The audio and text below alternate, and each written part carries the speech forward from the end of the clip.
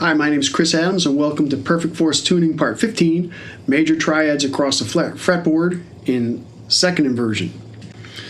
So the goals of guitar in fourth gear are to use Perfect Force tuning to simplify the patterns and help experienced guitar players transition from caged, like box-based thinking, into intervallic thinking, and to kind of relearn guitar and replace memorized patterns with the first principles thinking and getting into intervals, triads, and building up from there. And then also to make music a meaningful part of your life, just practicing music for the sake of practicing it, not necessarily to become the next whoever shredder, but just to really understand, like doing a puzzle. So what is Perfect Force tuning? It's where we tune and force straight across. The standard tuning, E, A, D, G, those are already fourths, and B and E is a fourth, but between the two is a major third interval that trips up kind of everybody. This guitar is tuned E, A, D, G, C, F, tuned up. So you heard the difference maybe as we went by.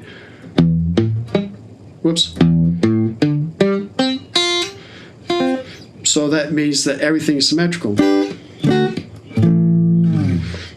Okay, so I have very light strings on to tune up to C and F. But it's just the same as if you're bending, but strings are a little bit tighter. So these on this guitar are 8s, which is quite light, but it makes it pretty easy to tune up. So by the end of this lesson, you're going to learn to play major triads in second inversion using 4 different fretboard patterns, and it will help you navigate across the neck using these different patterns. So there's going to be a link to a PDF in the description of the video, and these are the four versions of the pattern. So the first one is going to be the 5-1-3 on adjacent strings, meaning, so say we're in A, so that's our root position, what we're used to. Then the first inversion is starting on the third. The second inversion is going to start on the fifth, and we're going to be making the E chord shape, thinking in caged land. Down here is the shape, but starting on the fifth of the chord and going 5 root 3. So the first one is there. The second one is going to be the 5 root 3. Whoops, gee whiz. The 5 root third. 2 strings, so the fifth is on the first string and the root and the third is on the second string. Then the next variation is a fifth and the root on the same string, a fourth apart, and then we're going to go to the third on the next string, and finally we're going to play it. Version 4 is going to be all on the same string. So we have the root, whoops. So this is going to be big stretches because it's going to be the 4th interval here, which is from the 2nd fret to the 7th fret, and then the major third interval from the 7th fret to the 11th fret.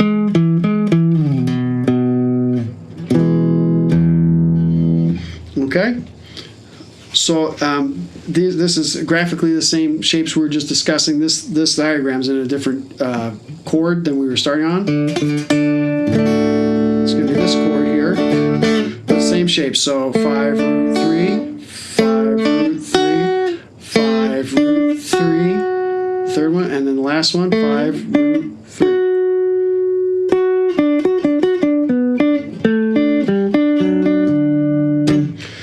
Okay, so there we go. So this is kind of the PDF, so we're on the 3rd row of this PDF over here.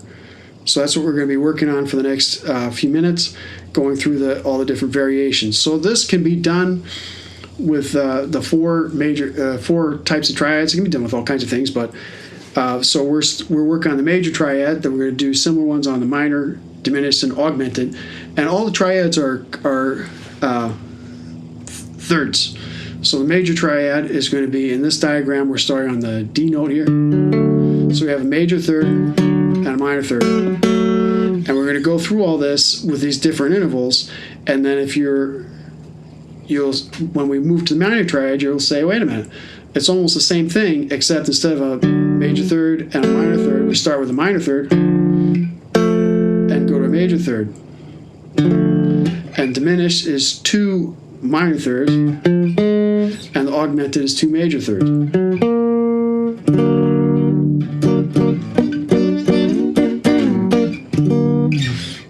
I like that sound. I don't understand how to use it that well, but I like it anyway. So that's augmented. Anyway, today we're doing the major triad, second position. So it's the shapes we've talked about, and we're going to extend them across the neck in different octaves. So this is the entire A major triad mapped out across 24 frets. It's kind of overwhelming, but as you can see, there's a lot of ways to play it through different patterns and different arpeggios. So today we're going to talk about taking it on from the second inversion. So we're going to play in the kind of A bass. So that's up here. Whoops, sorry, that's the 4 chord. So A, to kind of get your ear in here. So here's the root position of the A chord starting on the 12th fret, but we're going to start. So these are our 3 notes, the E, A, and then C sharp. So 5th of the chord, the root of the chord, and 3rd of the chord. So this shape is E major shape, which is now major everywhere because we're in perfect fourth tuning. My first book and many videos ago, I went into detail about that. So anyway, this is our shape, 5-3-1 on adjacent strings. So when we go up an octave, it's going to be 5-3-1 here, and then go up 2 strings and up 2 frets.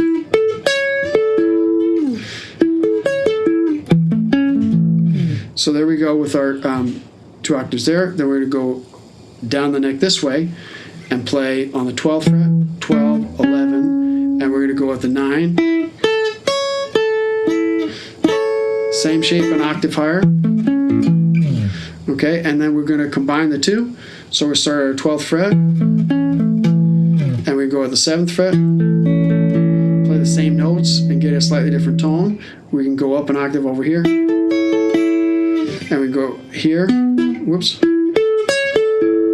starting on the D string, the 14th fret of the D string.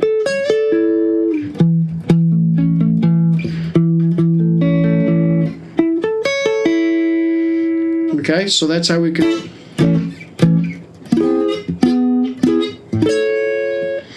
So these are kind of hard for my large fingers to play up here, but that's what practice is for.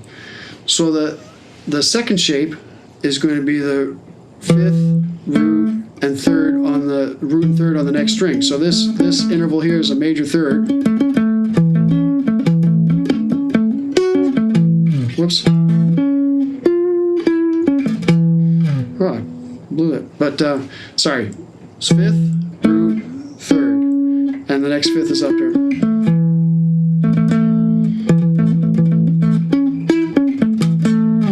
Okay, so we're going to do the, we're going to go up our octaves. So we're going to go starting on the 12th fret. We're going to go 5th, root, 3rd. We're going to come up again, 5th, root, 3rd. We're going to go up again to 5th, root.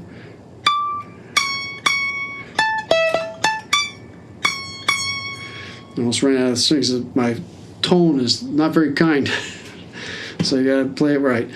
So here we go again, going down the neck.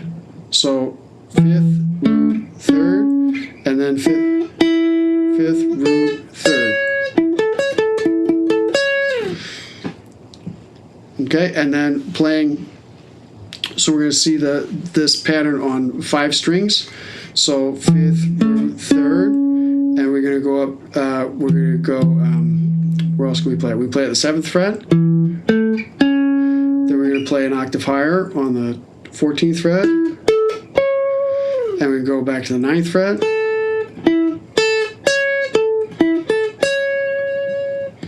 And we can go to the, what are we up here? The 16th fret.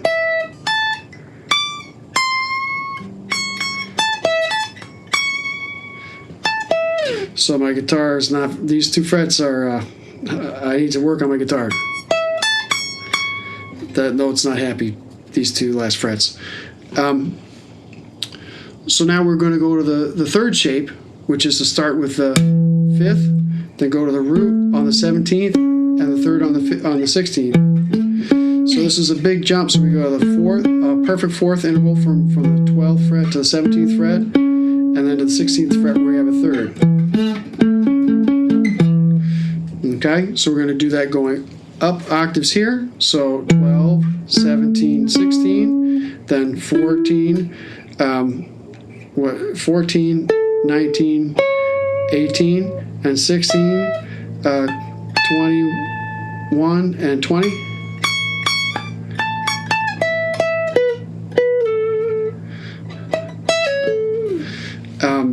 And then going down the neck this way, we go 12th fret, 17th fret, 16th fret, and we're going to go down 3 frets over 3 strings. At the 9th fret, go to the 9th fret, 14th fret, 13th fret.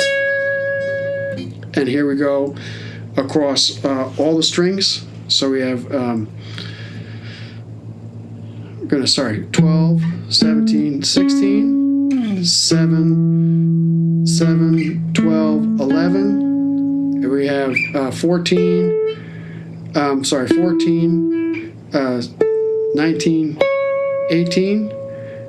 And what am I missing here? Oh, the 9th fret, 9th fret. Whoops. Whoops. My goodness, what happened here? What did I do wrong? 9th fret, 14th fret. What am I doing wrong? There we go. 9th fret, 14th fret, 13th fret. And then from the 13th fret,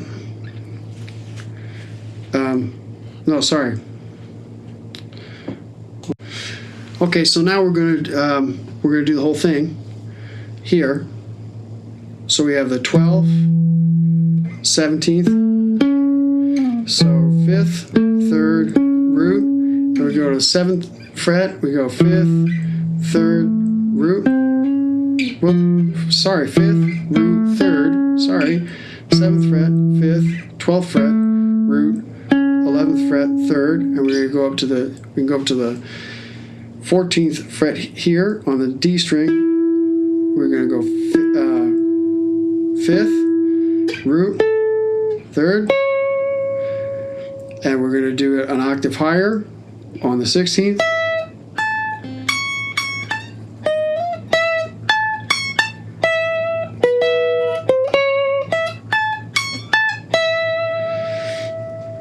And what did I miss? The 9th fret.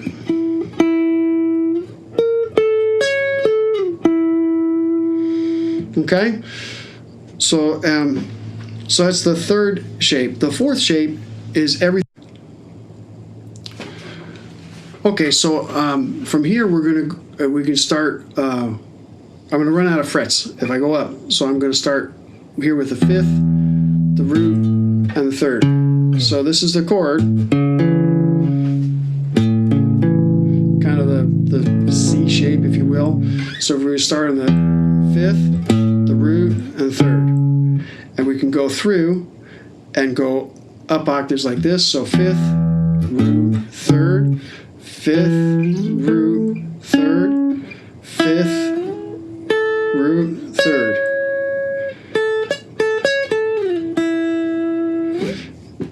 Across the neck this way, and then kind of going down-ish, right? So we're going to start with the 12th fret, 5th, root, 3rd. I had enough frets. And we're going to go to the 9th fret and finish that way. And then we have room to go to the 11th fret. Whoops. And we get it in there. And now we can do it across all 6 strings, so that you're going to see the 5ths across all 6 strings. So here we go, starting from the E. So 5th, root, 3rd, and then we go here. We start the 7th fret, 5th, root, 3rd.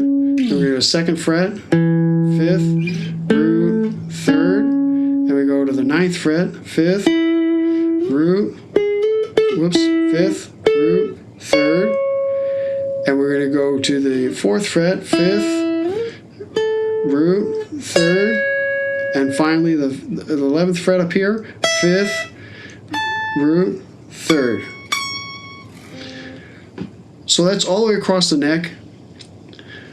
Thanks for watching.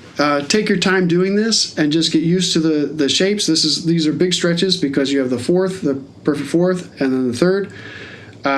If you practice this way for a while, a few weeks or months, you're gonna start to feel, oh, okay, when I'm soloing and I hear this note, I'm like, okay, that's the 5th. So I know I can go up to the root, or I can go across to the 3rd, or I can go down to the root this way. So you're going to learn the neck one interval at a time instead of a big box shape that you might have learned before. So these are my books. 2 of my books, I guess I should say. The first one is designed for people who want to change their mindset from the caged mindset into the perfect fourths mindset. And the second one with the metallic cover is all about thirds. So this is a portion of the book where I would just methodically go through all the variations of playing the 4 chords, playing the 48 variations of chords. 48 other variations of the chords, I should say, to get all the way through all your triads in the shapes and start learning it up and down the neck. Thanks a lot. Here's my website for more information. There's links to a lot of free stuff on there, a lot of PDFs, links to my books, of course. Thanks a lot for sticking with me, and have a great day.